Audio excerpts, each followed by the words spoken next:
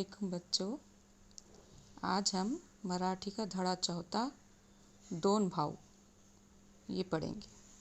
ठीक है, दोन भाऊ, दोन यानी दो, भाव यानी भाई। दो भाइयों की ये कहानी है। देखते हैं इस कहानी में क्या बताया गया है। एका शेतकऱ्याला दोन मुले होती, यानी एक शेतकरी यानी किसान, उसको दोन मुले होती, उसको दो बेटे थे उसके। शेतकऱ्याच्या मृत्यूनंतर दोघांनी जमीन वाटून घेतली। मृत्यूनंतर यानी जब वो शेतकरी था वो मर गया, मृत्यू होना यानी मर जाना। दोघांनी जमीन वाटून घेतली। वाटना यानी बराबर बराबर हिस्सों में, दो हिस्सों में, दो बेटे थे तो दोनों में, दो हिस्सों में वो जमीन को बांट दिया गया। वो ते दोघे वेगवेगळे राहू लागले। अब वो दोनों वेगवेगळे यानी अलग अलग रहने लगे। पहले एक घर में रहते थे, अब अलग रहने लगे।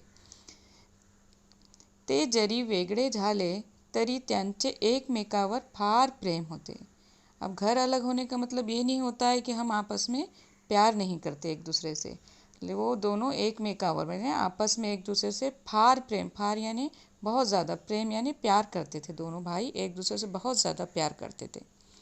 शेतातील धान्याची मळणी झाल्यावर दोघांनी धान्य पोत्यामध्ये भरून वेगवेगळ्या ठिकाणी ठेवले। दुपारी मोठा भाऊ शेतात आला। शेतातील धान्य मळणी झाल्यावर यानी जो शेत यानी खेत, खेत में कैसे होते, जो दरख्त पौधे होते हैं वो धानों के, तो उससे भुट्टे लगे होते हैं, उसमें से उसको भुट्टों को निकालना पड़ता है, भुट्टों से बीज अलग करना पड़ता है। उसके बाद जो धान रहते हैं उसको थैलों में भरा जाता है। ये सब प्रोसेसिंग एक के पीछे एक अलग अलग होती है। तो ये सब थैलों में भरकर रख दिया गया था। तो दुपारी दोपहर में मोठा भाऊ शेतात आला, बड़ा भाव क्या हुआ, खेत में आया। यंदा चांगले पीक झाले। यंदा यानी अभी, चांगले यानी बहुत अच्छे, पीक यानी फसल, यानी ये साल बहुत अच्छी फसल हुई थी। जो खेती होती है हर साल अच्छी फसल नहीं होती, बारिश के ऊपर, हवा के ऊपर डिपेंड होता है सब चीज़ें। तो बारिश अच्छी होगी तो फसल भी अच्छी होती है। त्यांच्या मनात विचार आला, धाकट्यांचे अजून लग्न झाले नाही, शेतीचे सर्व श्रम एकट्याला करावे लागतात, तेव्हा त्याला आपल्या वाट्यातून काहीतरी दिले पाहिजे। धाकटा यानी जो उसका छोटा भाई है, बड़ा भाई सोच रहा है कि ये अजून लग्न झाले नाही यानी उसकी शादी नहीं हुई। शेतीचे सर्व श्रम यानी शेत यानी खेत में जो काम करना पड़ता, श्रम यानी काम करना पड़ता, एकट्याला यानी अकेले को उसको बहुत सारा काम करना पड़ता है। तो उसने सोचा कि मेरे हिस्से में से भी मैं उसको कुछ दे दूं, मेरे छोटे भाई को कुछ दे दूं। असा विचार करून मोठ्या भावाने आपल्या वाटणीच्या पोत्यामधून 5 पोती छोट्या भावाच्या पोत्यांच्या थप्पीत ठेवून दिले। ये सोचकर उसने अपने हिस्से की वाटनी यानी उसके हिस्से में जो थैले आए थे उसमें से उसने कितने, 5 पोती यानी 5 थैले उसने अपने भाई के हिस्से में रख दिए। फिर क्या हुआ देखो आगे। सायंकाळी राखणदारी करायला छोटा भाऊ खड्यावर आला। सायंकाळी यानी शाम में, जो खेती होती है, ये सामान होता है, इसको संभालने के लिए, रखवाली करने के लिए, राखणदारी करना यानी संभालने के लिए कौन सा भाई आया, अब छोटा भाई। त्याच्या मनात विचार आला, इतके धान्य आपल्याला कशाला हवे। अब ये छोटे भाई के दिमाग में क्या है, मनात विचार आला मतलब दिल में सोचा उसने कि इतने धान्य आपल्याला कशाला हवे, मैं तो अकेला रहता हूँ, मुझे इतना धान्य क्यों चाहिए।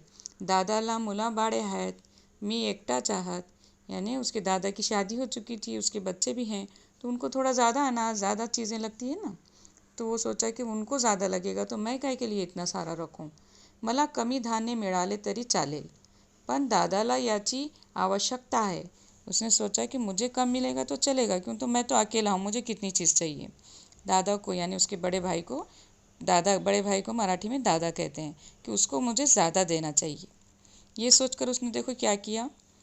असा विचार करून छोट्या भावाने आपल्या वाटणीच्या पोत्यामधून 5 पोती मोठ्या भावाच्या पोत्यांच्या थप्पीत ठेवून दिले। ये सोचकर छोटे भाई ने भी क्या किया, अपने हिस्से में से 5 पोती बड़े भाई के हिस्से में रख दिया, जो हिस्से दो हिस्से करके रखे हुए थे उसमें ले जाकर उसने रख दिया. दुसऱ्या दिवशी खड्यावर जाऊन दोघेही पाहतात तो दोघांची पोती पूर्वी इतकीच झाली, पूर्वी इतकीच. यानी जब सुबह उन्होंने दोनों ने देखा तो पहले जैसी थी वैसी हो गई, क्योंकि बड़े भाई ने पहले 5 इधर रखा था तो छोटे भाई ने फिर से उधर रख दिया, लेकिन दोनों को ये बात पता नहीं थी. माझी पोती पूर्वी इतकीच वाढली कशी, त्यांच्या मनाला प्रश्न पडला. वो लोगों ने सोचा कि मैंने तो उधर रखा था, फिर मेरे और दोनों की बराबर कैसी हो गई, दोनों के हिस्से बराबर कैसे हो गए. अगर एक ने दूसरे को दिया तो एक का कम होना चाहिए ना. नंतर दोघांनी एकमेकांकडे चौकशी केली. ये सोचकर दोनों ने एक दूसरे से बात की कि ऐसा कैसा हुआ. उन्होंने बताया होंगे कि मैंने तुम्हारे हिस्से में 5 रख दिया था, उसने बताया होगा मैंने भी रख दिया था. खरी हकीकत समजताच दोघांनाही गहीवरून आले.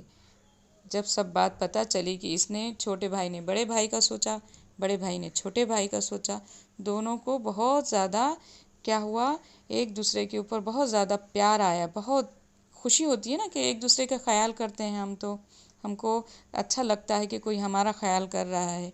तो दोनों को बहुत ज़्यादा एक दूसरे के ऊपर प्यार आया. तेव्हापासून ते दोघे एकत्र राहू लागले. त्यांचे एकमेकांवरील प्रेम पाहून लोक त्यांच्या बंधुप्रेमाचा वाहवा करू लागले.